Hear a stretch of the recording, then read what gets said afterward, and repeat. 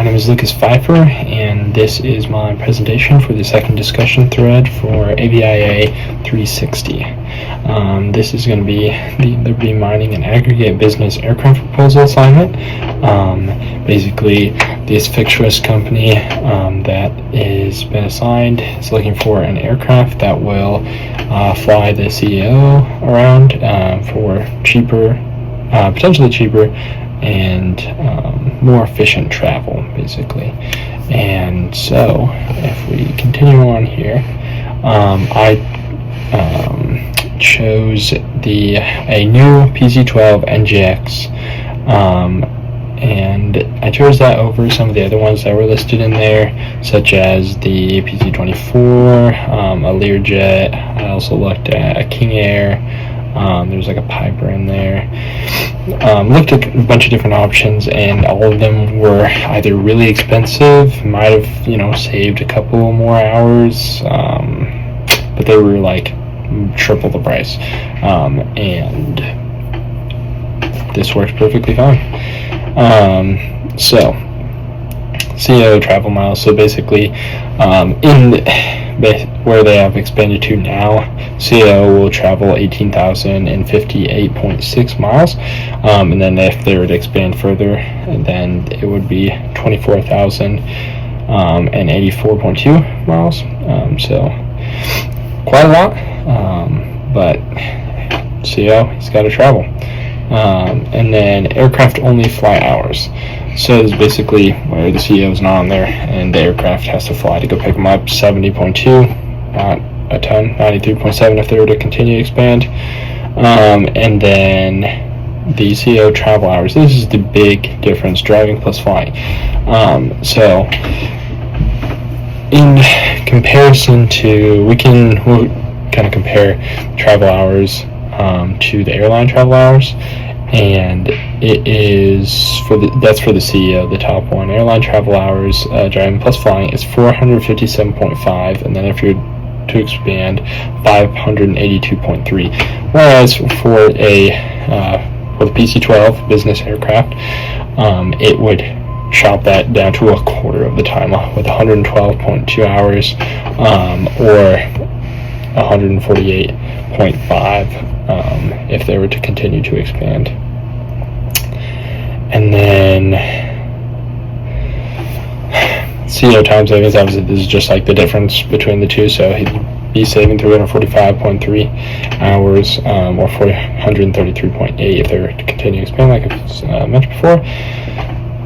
It's quite a lot, and we'll talk about in the next slide basically why that's so important, and continue to get work done. And then CEO overnights, 7 if they were to expand, 8 with a business aircraft, then 34 if it would to use airlines would be 34, and with expansion 42. Quite a big difference there.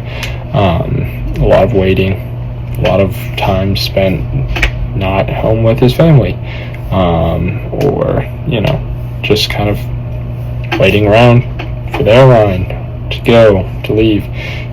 So it definitely shortens that margin by quite a bit. And then there was also some line items that talk about basically how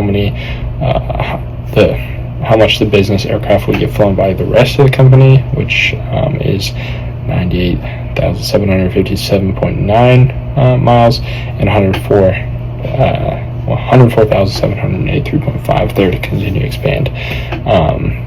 It didn't really have a line for the airlines, how much they travel that way, but obviously it's probably about the same. I mean, more, if we're being honest, because airlines tend to not be able to go direct to, whereas a business aircraft can go to more airports and can go there direct to, instead of waiting for layovers or flying specific routes.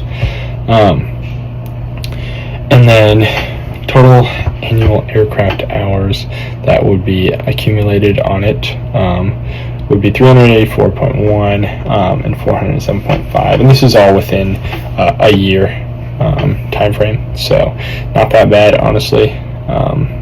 But yeah, and yeah, that's the slide. And then next up, this is kind of from the book. the importance of a business aircraft.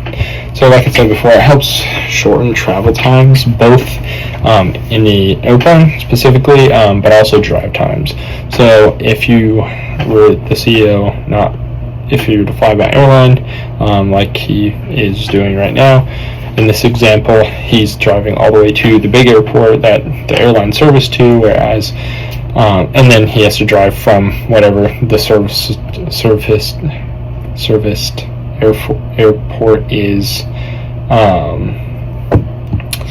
that he's flying to, all the way to the job site that he's working at. Whereas with a business aircraft, he can go from his closest airport to the closest airport to the project, shortening those drive times go down significantly. And then business meetings can be held during travel time as well.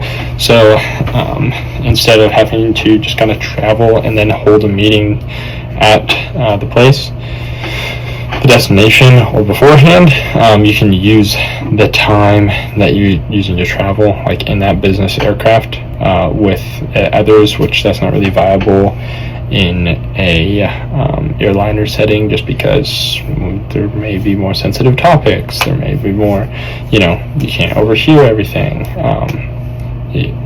It just doesn't, you're not able to do it as easily through airlines, whereas on a private business jet, you have your crew who are signing NDAs, so they can't talk about anything, and you have the people that you want in there with you and no one else.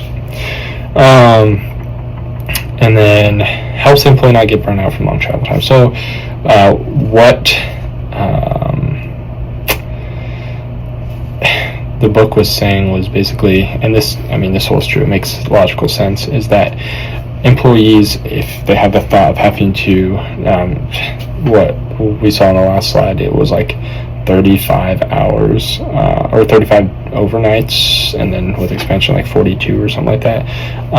That is a long commitment, whereas the 7 to 8 is much less. You get to go home to your family. You don't have to spend 4 times the amount of time traveling. There's so much less to do with business, flying a business jet over airlines, and that will improve the quality of life for the employee quite a bit, and then maximize employee time effectiveness. Like I said, with the business meetings, they're able to focus in a business jet. They can go directly there and directly back. They're not having to wait on airliner time where they're just sitting around kind of doing nothing. And then time is also another currency. Yeah, sure, you can look at an employee as purely their salary and that's their value, but that's really not the case. You're investing time. They know things that happen in the company. They know how to do their job really well.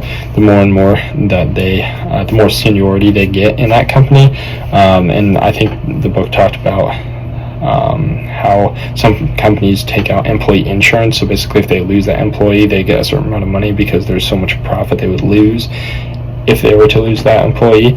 And so the time of that employee is very valuable. It's another currency, so to say. So yeah, that's my presentation, and I would go with a PC-12 NGX. Thank you.